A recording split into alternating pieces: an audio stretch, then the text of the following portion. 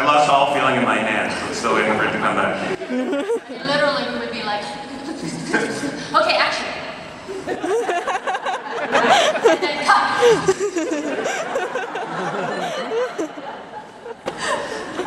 So at the beginning of season 2, Rush is kind of back up to his old tricks. I give away a little spoiler here if you don't want to hear it. Plug your ears. No? Okay.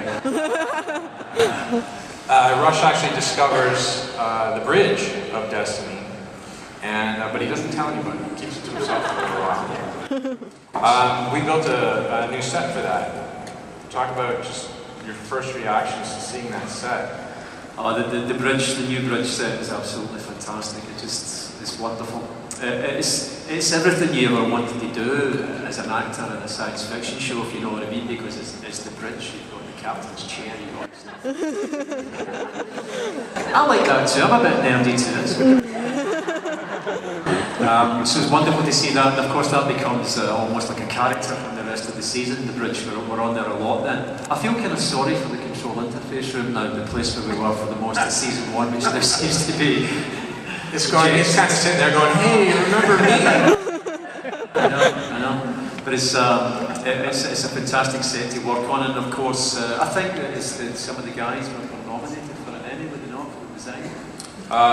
We got 2 visual effects nominations. Visual effects. We should have gotten that in production. Which is great. I think that David was saying it, Alaina was saying it, the cast all got on extremely well, and it's a fantastic job to be involved in, a great gig. But what makes it so is what you're surrounded by in terms of the crew. Also, the crew are fantastic people, wonderful. They work incredibly hard. I mean, we get some days off now and again. You know, I mean, it can be tough for us if we've got a heavy episode, but we do get some days off. Some of these guys are in there for 11 months, trying to bring you in the show, and they deserve a round of applause, I think.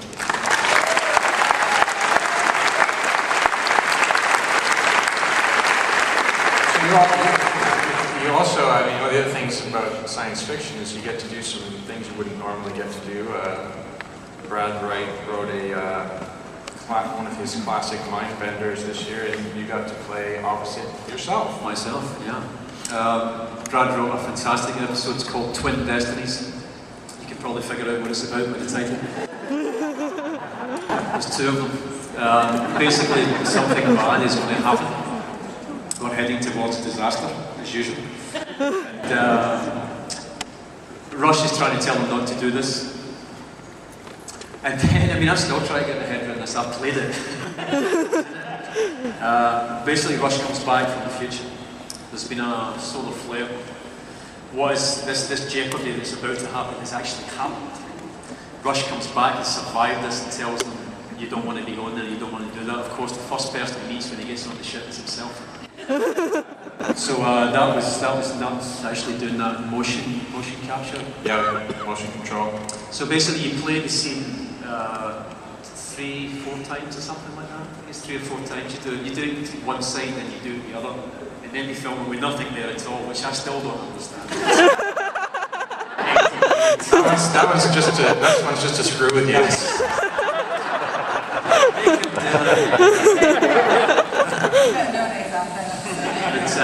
It really was a fantastic experience to do. I'd never done that before, obviously. A wonderful experience, and the script itself, Twin Destinies, I think is one of the best pieces that we've given me so far, I hope. So we have, I guess you guys would probably be pretty excited if you haven't already heard that we have Robert Picardo and David Hewlett coming back for an episode this year. Wow. And I just wanted to ask the panel, back in season 4 of Atlantis, in episode Midway, we had Teal'c fight Ronan. So, and I think Eli is actually going to take on McKay. Do I have to take my shirt off like Chris Judge would?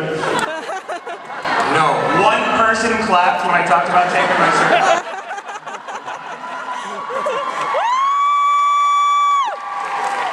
Well, I'll give you a little hint, okay? McKay is mortally allergic to lemon. Carl's office and steal all the ones. I'm stoked. I only recently found out about this, mostly when you just said it. But, David, he was, should I not say this? He was probably my favorite character on Atlantis. So just the idea to talk with him in the chairs is awesome, let alone in front of a camera. You know? And I think we're gonna have a mud fight between Woolsey and Ray too. I like mud. My vote is definitely on Ray. Thank you. It's a hologram as well, so. Oh, really? Okay, so we're gonna throw the floor to you guys. Ask some questions if you like. There's some microphones if you want to step up.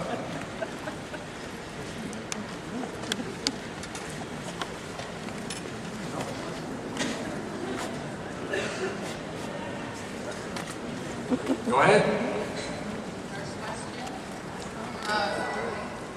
Scream, we're listening. You want to borrow mine? Carlyle asks.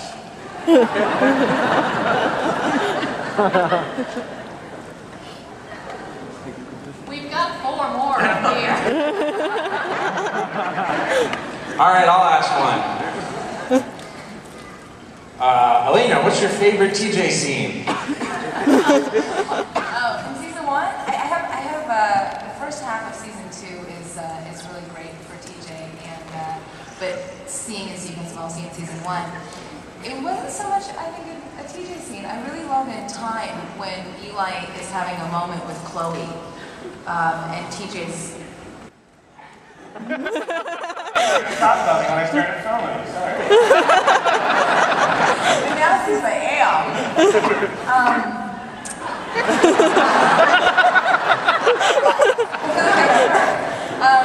Actually, at work we don't know where the cameras are. They're always somewhere hidden. It's kind of like this. There's like 5 cameras Yeah, going on like, at someone once. has me, maybe. Anyways, I think it was sort of witnessing Eli's having to deal with the fact that he's what he's dealing with, and then going and telling him, Chloe's death. I really loved that scene, and I loved the way that you edited it, because it included me, even though it was such a private moment. And then TJ goes down and breaks down in the hallway as well. Well, the first time we did the scene, you weren't sure whether you should look over it or not. That's and right. we actually talked about that, and I said, no, I think that it's important that I think at this point that Chloe was already dead in that scene, and are feeling for him at that moment. So it was important for you to look over, and that moment for me was a really important beat in the scene.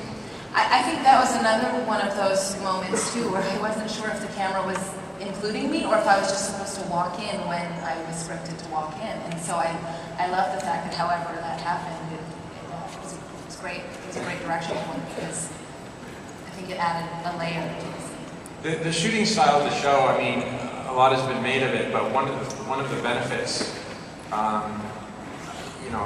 the incredible benefits of it is, I think, the performances that come out of it, the freedom that you have to operate in the space. It's almost like, I think acting in a play where you walk onto the stage, you do your job, and our job is to kind of stay out of your way and find a way to capture that action. I think, I'm speaking for you, but I think it gives you a tremendous amount of freedom as actors. I think especially in season 2, because we're so much more familiar with the characters and each other, that it is nice when a director who's worked on the show several times, the first season does allow us that opportunity to just do our own blocking and our own movements with the lines, and then, rather than having a director come in and go, okay, I have this set up where you're going to walk here and you're going to walk, it just feels so much more organic to work that way. Oh, and it shows. I think it lends to, sorry. Are we ready out there? Yes. My question is for Mr. Cooper. Will we ever be seeing the Furlings this season or at all? I've said this before. You just have to keep watching. We're going to see the pearlings. Oh. How do you know you haven't already seen them? That's our first question. Okay. Hi, my question is for David. Eli is a gamer, and I wanted to know if you are a gamer in real life. Yeah. Sorry. Oh, I'm sorry, one more time? I said Eli is a gamer. He plays video games. Are you a gamer in real life? Do you play video games? I absolutely do. Unfortunately, we work so many long, ridiculous hours that it's hard to find the time to even watch the TV shows that I love. I'm like watching 4 True Bloods at once. It's ridiculous.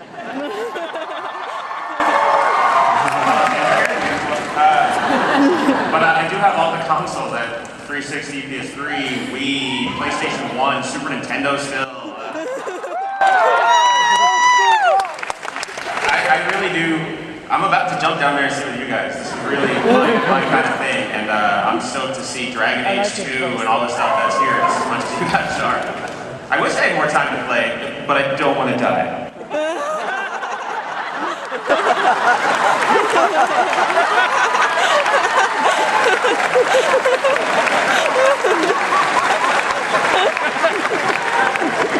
Next question. Questions for all the actors. I was wondering for each of you, what was your most emotional scene to film? I have a lot in the beginning of season 2. One of my favorites is, I think it's episode 9, Trial and Error. Is it 9? Something like It's that. just going to air at 6, I think. Oh, okay. Yeah, 6 or 7. 6. And it's, he knows. And it's one of the scenes that I really love. It was with Louis, with Young, and I'm excited to see it. I haven't seen it yet, so. I think definitely the emotions has escalated in season 2 because when you've been stranded on Destiny for as long as all these characters have, it's so easy to give up hope. It's so easy to realize that we may never go home. And for my character especially, Camille, that has always been her ultimate goal, was to get herself and everyone else home. And I think the time factor really takes its toll in the isolation, and a lot of emotions come out of those moments, and her missing Sharon, her partner. So there's a few... People, I think, also the characters on board the ship have gotten a lot closer. There's a lot more camaraderie, and there's a lot more emotional stakes, yeah, because for whatever happens to one character, you're really much closer, affects. and Yeah. you know, while getting home, I think, was as a big thrust for most of season 1. Season 2, in fact, shifts a little bit, and people start to become aware of a greater mission, and the fact that there is maybe a bigger purpose to being on board Destiny that everybody needs to come together and work together about. So No, that definitely is the evolution. I just didn't know we could talk about Oh, it. yeah. So, oh, cool. Okay. Yeah, because it goes from that roller coaster ride, and I think that's why season 2 is so exciting, because we reach that point, and then you go, okay, well, now what? How do we continue on? How do we find purpose in life? And then we take on that new hope that maybe we should be challenged with what Destiny might have to offer us. So that was a great question, and someone out there is going to give you a new box set of season 1.5. Which is, I believe, available at the advanced copies are available at the Fox booth, and will be available for sale very shortly.